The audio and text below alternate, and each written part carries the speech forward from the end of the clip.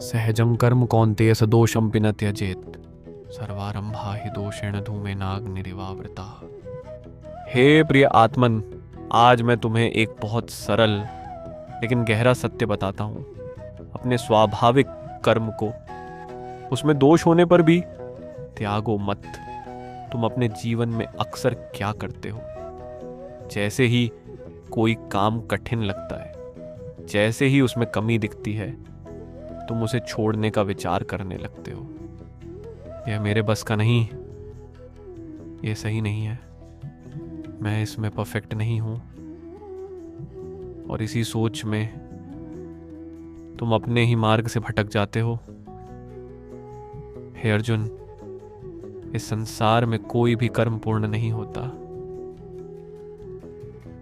हर शुरुआत में कुछ न कुछ कमी होती है, हर प्रयास में कुछ न कुछ दोष होता है। सुनो एक उदाहरण। अग्नि को देखो, वह प्रकाश देती है, वह ऊर्जा देती है, लेकिन उसके साथ धुआं भी होता है। क्या तुम केवल धुएं के कारण अग्नि को छोड़ दोगे? नहीं, क्योंकि उसका लाभ उसके दोष से कहीं अधिक है।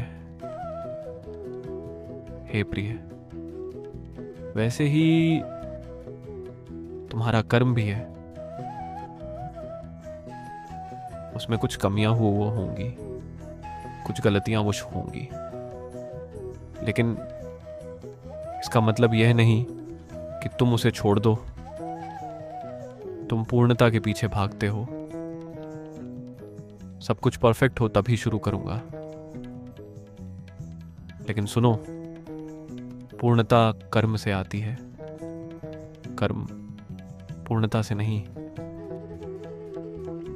हे आत्मन, अपने मार्ग को स्वीकार करो, अपने कर्म को अपनाओ और उसमें सुधार करते रहो।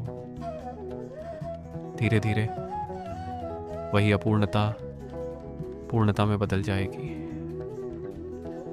इसलिए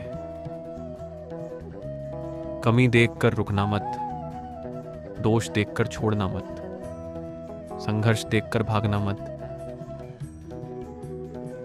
क्योंकि हर महान कार्य शुरुआत में अपूर्ण ही होता है।